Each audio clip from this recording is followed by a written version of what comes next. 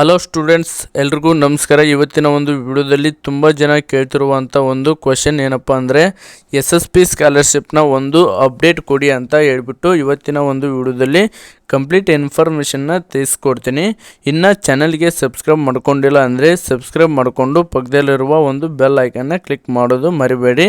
ಮಾಡ್ಕೊಂಡಿಲ್ಲ ಅಂದರೆ ಸಬ್ಸ್ಕ್ರೈಬ್ ಮಾಡಿಕೊಂಡು ಪಕ್ಕದಲ್ಲಿರುವ ಒಂದು ಬೆಲ್ ಐಕನ್ನ ಕ್ಲಿಕ್ ಮಾಡೋದನ್ನು ಮರಿಬೇಡಿ. ಸಬ್ಸ್ಕ್ರೈಬ್ ಮಾಡಿಕೊಂಡ್ರೆ ಮಾತ್ರ ನಿಮಗೆ ನೋಟಿಫಿಕೇಷನ್ ಬರುತ್ತೆ. ಅದಕ್ಕೋಸ್ಕರ ಸಬ್ಸ್ಕ್ರೈಬ್ ಮಾಡ್ಕೊಳ್ಳಿ. ಬನ್ನಿ ವಿಡಿಯೋನ ಸ್ಟಾರ್ಟ್ ಮಾಡೋಣಂತೆ. ಮೊದಲನೇದಾಗಿ ನಿಮ್ಮಲ್ಲಿ ತುಂಬ ಜನ ಕೇಳಿರುವಂತಹ ಒಂದು ಕ್ವೆಶನ್ ಏನಪ್ಪ ಅಂದರೆ SSP ಸ್ಕಾಲರ್ಶಿಪ್ನ ಒಂದು ಅಮೌಂಟ್ ಯಾವಾಗ ಬರುತ್ತೆ ಅಂತ ಹೇಳಿಬಿಟ್ಟು ಕೇಳ್ತಿದ್ದಾರೆ. ಸೊ ನಾನು ಆವಾಗಲೇ ಕೂಡ ಅಪ್ಡೇಟ್ ಮಾಡಿದ್ದೀನಿ SSP ಬಗ್ಗೆ. SSP ಸ್ಕಾಲರ್ಶಿಪ್ನ ಒಂದು ಅಮೌಂಟ್ ಬಂದುಬಿಟ್ಟು 2 ವೀಕ್ಸ್ ಬ್ಯಾಕಿಂದನೇ ಎಲ್ರಿಗೂ ಕೂಡ ರಿಸೀವ್ ಆಗ್ತಿದೆ ಅಂತ ಹೇಳಿ ನನಗೆ ಒಂದು ಮಾಹಿತಿ ಪ್ರಕಾರ ಬಂದಿತ್ತು. ಮತ್ತು ನನಗೆ ಬಂದಿರುವ ಒಂದು ಮಾಹಿತಿ ಪ್ರಕಾರ 80% ಜನಕ್ಕೆ ಈಗಾಗಲೇ SSP ಸ್ಕಾಲರ್ಶಿಪ್ನ ಒಂದು ಅಮೌಂಟ್ ಏನಿದೆ ಕಂಪ್ಲೀಟಾಗಿ ರಿಸೀವ್ ಆಗಿದೆ ಅಂತ ಹೇಳಿಬಿಟ್ಟು ನನಗೆ ಒಂದು ಮಾಹಿತಿ ಬಂದಿದೆ. ಒಂದು ವೇಳೆ ನೀವು ಡಾಕ್ಯುಮೆಂಟ್ ವೆರಿಫಿಕೇಷನ್ ಮಾಡಿಲ್ಲ ಅಂದರೆ DDP ಆಫೀಸ್ಗೆ ಹೋಗಿಬಿಟ್ಟು ನೀವು ಅಲ್ಲಿ ಡಾಕ್ಯುಮೆಂಟ್ ವೆರಿಫಿಕೇಷನ್ ಮಾಡಬೇಕಾಗುತ್ತೆ. ಅದು ತುಂಬ ಇಂಪಾರ್ಟೆಂಟ್ ಆಗಿರುತ್ತೆ ಅಂತಲೇ ಹೇಳ್ಬೋದು. ಸೊ ಇವಾಗ ತುಂಬ ಜನ ಹೇಳಿರುವಂಥದ್ದು ಏನಪ್ಪ ಅಂದರೆ ನನಗೆ 5,000 ರೂಪಾಯಿ ಅಮೌಂಟ್ ಬಂದಿದೆ, 3,000 ರೂಪಾಯಿ ಅಮೌಂಟ್ ಬಂದಿದೆ, ಮಿಕ್ಕಿರುವಂತಹ ಒಂದು ಅಮೌಂಟ್ ಯಾವಾಗ ಬರುತ್ತೆ ಅಂತ ಹೇಳ್ಬಿಟ್ಟು ಎಲ್ಲರೂ ಕೂಡ ಕೇಳ್ತಿದ್ದಾರೆ. ನಾನು ಹೇಳೋ ಪ್ರಕಾರ ನೋಡಿ, ನಾನು ಎಸ್ಟಿಮೇಟ್ ಡೇಟ್ನ ಕೊಟ್ಟಿದ್ದೆ. ಆ್ಯಕ್ಚುವಲ್ ಆಗಿ ಈ ವಾರ ಅಂದರೆ ಇವತ್ತು ಟ್ಯೂಸ್ಡೇ ಅಲ್ವಾ, ಟ್ಯೂಸ್ಡೇ ಒಳಗಡೆ ಎಲ್ಲರ ಅಮೌಂಟು ಕೂಡ ರಿಸೀವ್ ಆಗುತ್ತೆ ಅಂತ ಹೇಳಿಬಿಟ್ಟು ತುಂಬ ಜನಕ್ಕೆ ಹೇಳಿದ್ದೆ. ಅಮೌಂಟ್ ಆಗಲೇ ಬಂದಿದೆ, ತುಂಬ ಜನಕ್ಕೆ ಅಮೌಂಟ್ ಬಂದಿದೆ. ಕೆಲವೊಂದಿಷ್ಟು ಜನಕ್ಕೆ ಮಾತ್ರ ಅಮೌಂಟು ಬಂದಿಲ್ಲ.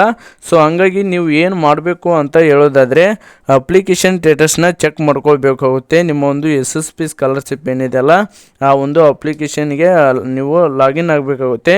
ನಿಮ್ಮ SSPಗೆ ಲಾಗಿನ್ ಆಗಿ ನಿಮ್ಮ ಒಂದು ಅಲ್ಲಿ ಸ್ಟೆಪ್ ಇರ್ತಾವಲ್ಲ, ಎಲ್ಲ ಸ್ಟೆಪ್ಪು ಕೂಡ ಎಸ್ ಅಂತ ಬಂದಿದ್ದಾವೆ, ಎಲಿಜಿಬಲ್ ಆಗಿದೆ ಇಲ್ಲ ಕೂಡ ಎಲ್ಲನೂ ಕೂಡ ನೀವು ಚೆಕ್ ಮಾಡ್ಕೊಳ್ಬೇಕಾಗುತ್ತೆ.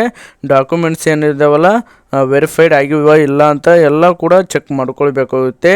ಏನಾದರೂ ಸ್ಟೇಟಸ್ನಲ್ಲಿ ಸ್ವಲ್ಪ ಚೇಂಜಸ್ ಕೂಡ ಆಗ್ಬೋದು.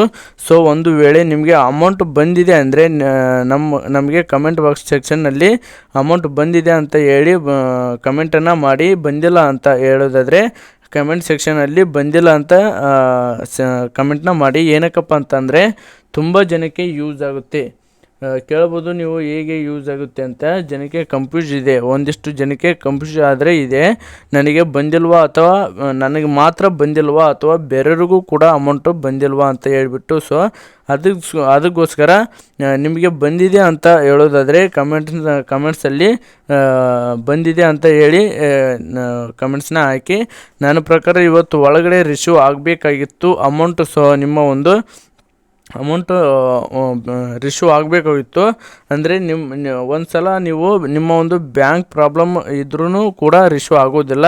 ಖಂಡಿತವಾಗಲೂ ಕೂಡ ಅಪ್ಲಿಕೇಶನ್ ಸ್ಟೇಟಸಲ್ಲಿ ಮತ್ತು ಬ್ಯಾಂಕ್ ಕೂಡ ಒಂದು ಸತಿ ಚೆಕ್ ಮಾಡ್ಕೊಳ್ಳಿ. ಚೆಕ್ ಅಂದರೆ ನಿಮ್ಮ ಒಂದು ಅಕೌಂಟ್ ಬ್ಯಾಲೆನ್ಸನ್ನು ಕೂಡ ಒಂದು ಸತಿ ಚೆಕ್ ಮಾಡ್ಕೊಳ್ಳಿ. ನೀವು ನೋಡಿ ಯಾವ ರೀತಿ ಇದೆ ಅಂತ ಹೇಳಿಬಿಟ್ಟು. ಸೊ ಇವತ್ತು ಒಳಗಡೆ ಬಂದಿಲ್ಲ ಅಂದರೆ ಮಂಡೇ ಕೂಡ ಬರೋ ಮಂಡೇ ಒಳಗಡೆ ಬರ್ಬೋದು. ಹಾಲಿಡೇ ಇತ್ತು ನೋಡಿ 2 ದಿವಸ. ಸೊ ಹಂಗಾಗಿ ಬರೋ ಮಂಡೇನೂ ಕೂಡ ಬರುವಂಥದ್ದು ಚಾನ್ಸಸ್ಸನ್ನು ತುಂಬ ಇರುತ್ತೆ. ಸೊ ನಿಮಗೆ ಬಂದಿತ್ತು ಅಂದರೆ ಕಮೆಂಟ್ಸ್ ಮಾಡಿ. ಎಲ್ರಿಗೂ ಕೂಡ all the best. Jai Hind, Jai Karnataka.